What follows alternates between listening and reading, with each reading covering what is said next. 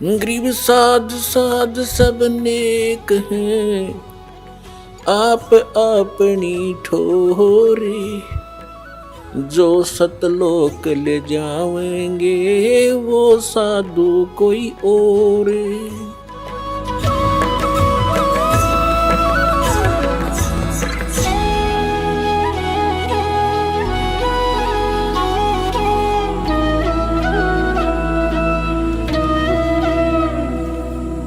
अपने आत्मा कबीर परमेश्वर जी वो पूर्ण परमात्मा है, अल्लाह अकबर है।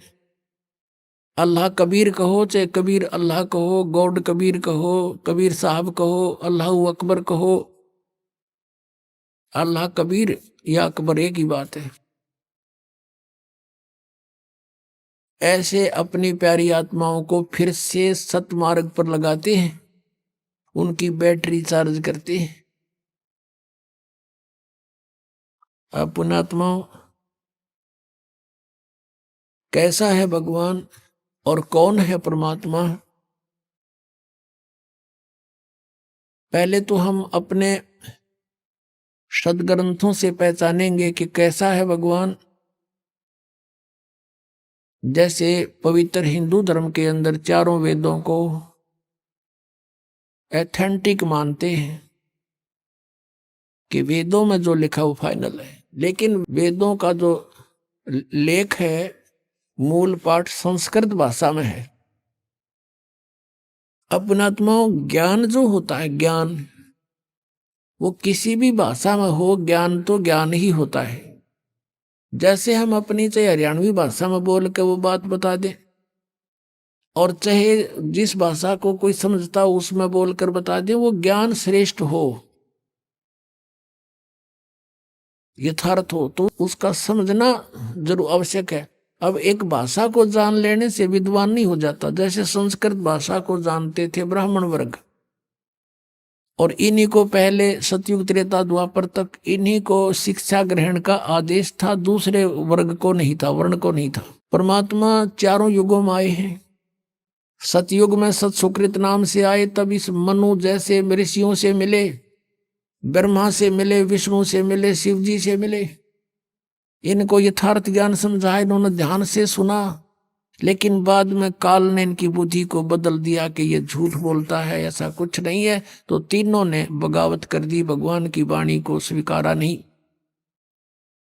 मनु जी ने भी परमात्मा का नाम बिगाड़ दिया कि ये वामदेव है। वाम माने उल्टा, उल्टे अर्थ करने वाला, क्योंकि कबीर परमेश्वर कहते थे मैं परमात्मा हूं। तो इस बात का बहुत मजाक उड़ाते थे वो कि ये भगवान है, ये ब्रह्मा विष्णु महेश से भी ऊपर मानता है, मेंटल है, मेंटल। और वो कहा करते कि भगवान तो निराकार है, प्रकाश ही प्रकाश है। परमात्मा कहा करते कि ऊपर भी मैं ही हूं, नीचे भी मैं ही हूं, दोनों ठोड़ पर मैं ही हूं। तो उसका नाम वामदेव रख लिया, वामदेव। वाम माने उल्टे, उल्टा, उल्टी खोपड़ी वाला। वामदेव उल्टी खोपड़ी वाला भगवान नहीं माना। कहने का भाव किसी ने नहीं माना परमात्मा को परमात्मा। त्रेता युग में मुनिंदर नाम से आए थे, और द्वापर में करुणा में नाम से आए थे, जो सुपद सुदर्शन के गुरु जी बने थे। और त्रेता युग में आए थे जब मंदोदरी और नल नील और लंका के अंदर जो एक चंद्र विजय भाट था, उसके 16 सदस्यों ने नाम लिया था। और भी कुछ एक अच्छी आत्माओं ने परमात्मा की शरण ग्रहण की थी। तो अब कलयुग के अंदर वो परमात्मा आए, और अपना यथार्थ ज्ञान स्वयं ही बताना पड़ता है परमात्मा को प्रत्येक युग में आके।